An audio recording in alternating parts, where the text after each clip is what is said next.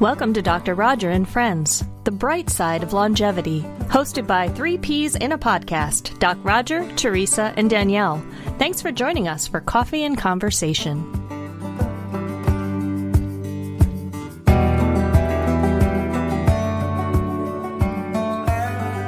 Hi there, I'm Dr. Roger Landry, and this is We're All in This Together, because we are. Here I am with Teresa and Danielle again, my very smart, gracious colleagues. So today, I'm thinking we might talk about at a time when we're feeling we've lost so much, seemingly a lot of the things we love to do, being with people we love to do, doing things, eating in restaurants, celebrating, even grieving with people. Funerals and things just aren't happening. That maybe we should think about the other side of the coin, what we're grateful for. There's no question, the research is very positive. The people who are half full type people, very positive people, and Danielle knows this very well, all she knows about positive psychology, they're healthier. They tend to live longer, by the way, and stay healthier and are, by definition, in better moods and appreciate their life more. So garnering that is usually being grateful for what we have. That's a major component of this half full type of mentality and approach to life. And we're really not usually grateful for things. Maybe when we first get a car, we're grateful we have a car or a boat or whatever. But what we're really grateful for, and I've seen this on the deathbed of people, they don't talk about things, they talk about relationships, our people, and what they mean to us and what they have done for us and how we feel connected to them. And this things like happening now, I think, begins to sort of underline the fact that we are all interconnected and that it is our relationships that bring us the greatest joy and pleasure. Sometimes something intervenes in relationships like that, and people drop out of our lives because of an event or something. And we may be angry, and we may be have a lifelong grudge against someone. So maybe this is a time, this is a very unusual time, certainly to appreciate those around us. If not holding them close, you can, I guess, if you're a family, but at least holding them close in your heart. Tender heart is what Buddhist psychology calls this. But also to think about maybe someone who dropped out because of an event and that it's time to forgive them. I hope you don't reach out to someone and forgive them and they say, I have nothing to be forgiven for. But that occasionally happens. But I think it's still worth the effort. And if not, well, just treasure the ones you have. And as usual, we're going to get some great practical ideas about gratitude and how to approach that and what that can mean for us. So, Teresa. Such good advice, Roger. Great thoughts. I think the point we're trying to make and have been trying to make is however you're feeling is okay. Unprecedented times for most of us. It's okay. No judgment from us, certainly, and hopefully no judgment from others or no self-judgment. The question, though, I think we can ask ourselves is this situation, is this virus having maybe too much of an impact on our mental health? And the answer to that will be different for every single person. It's completely up to you. But if you decide that your mental health is taking too much of a hit, know that you absolutely have the ability to make a shift in your thinking, which generates how we feel always. And gratitude, to Dr. Rogers' point, is always an option. We can always generate really any emotion by our thinking, and gratitude is certainly one of them. An example would be, I'm stuck at home versus I'm safe at home. Many of us have seen that online. So just a thought there about choosing to generate any feeling you want, coronavirus or not.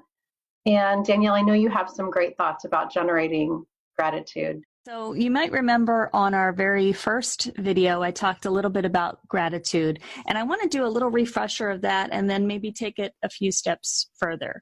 So in that one, I mentioned you want to write down 3 things you're grateful for, 3 different things every day, And the reason why you're writing different things is because you're actually training your brain to look and scan for positive thoughts. And that's going to change your overall well-being. You're writing down the why because it gives it a lot more depth and meaning. And you're rereading it on times maybe when you're having a bad day because you're tricking your brain. It doesn't know that that event is not happening, but you're generating those positive emotions.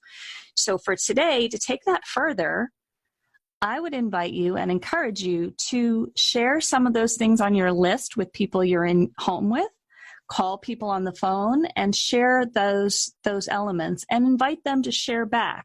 Because now what you're doing is having a shared positive experience. You're cultivating more happiness for the two of you or three or however many are on the call. And you're also just reinforcing and making those relationships deeper, which are really important right now. And then if when you look at your gratitude list, you find yourself writing down certain people who have been important to you, reach out to that person, send them an email, even if it's, your college teacher who was instrumental in your career today, and you want to send them an email saying, hey, I don't know if I ever told you, but this really had an impact on me. So reach out to those people and let them know that you're grateful. And the benefits are immense, greater immune system, better resilience, better sleep, less depression, your relationships will be better, and wait for it, greater longevity, which is what our show's about.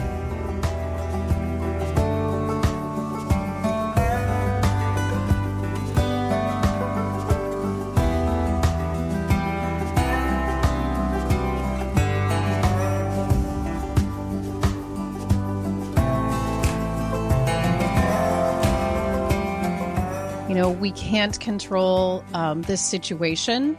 We can't control what our various countries and governments have asked us to do. We can't control the people that we are quarantined with. There's so many things that we cannot control. And one good way to think about it is we can't control anything that's outside of us. Situations, people, circumstances, not within our control. I think the sooner we accept that it's not within our control, the sooner we can stop arguing with the reality of it and spending time and energy arguing with that reality. It doesn't serve us. And the more time we can spend thinking about that which is within our control, which includes our thoughts, our feelings, our actions, and the results that we get in our life during this interesting and, for many of us, unprecedented time. So the beautiful thing about thoughts is that they're 100% optional. So yes, our circumstance for many of us are that we are in quarantine. What we think about that is 100% up to us, 100% optional. So of all the thoughts that are available to you to think, are the thoughts you're thinking right for you? Are they serving you? Because remember, thoughts create feelings. So how we are feeling right now is always 100% of the time generated by our thoughts. So we can trace it back to our thoughts. Ask yourself, are these thoughts serving you right now? Are they useful for you? And I'm not saying go all the way to unicorns and rainbows and Pollyanna, but I am saying, is there a thought that's maybe just adjacent to the thought you're thinking right now that would serve you better? That would be a useful thought, not necessarily a positive thought. It's okay to not be happy about this pandemic. Part of life is not feeling good all the time. And that's also a reality that some of us aren't really clear about. It's okay to be, to have negative emotions during our life. Absolutely. So I'm not saying positive thoughts. I'm saying useful thoughts that generate feelings that are serving you and are more useful. Final point, excuse me, don't let anyone else influence how you're feeling or how you're thinking. Your thoughts are your own.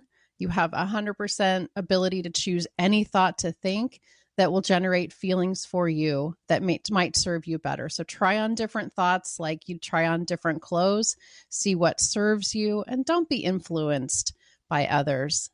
This virus actually is a bit of a metaphor for this topic, because a virus really can't exist on its own. Some people, it's not even alive. It's just a little ball of protein inside some DNA around a fatty layer, and when it doesn't really die, it just kind of falls apart. But it becomes alive when it gets in you, And once it gets in you, it uses you to replicate itself and make more of itself, which can rot you basically from within.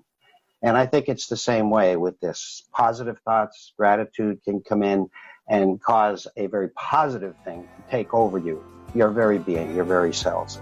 Or the opposite can happen, depending on how you look at it. Great advice for all of us, right? You've been listening to Dr. Roger and Friends, The Bright Side of Longevity. If you like the show, please rate and review, and be sure to click to follow.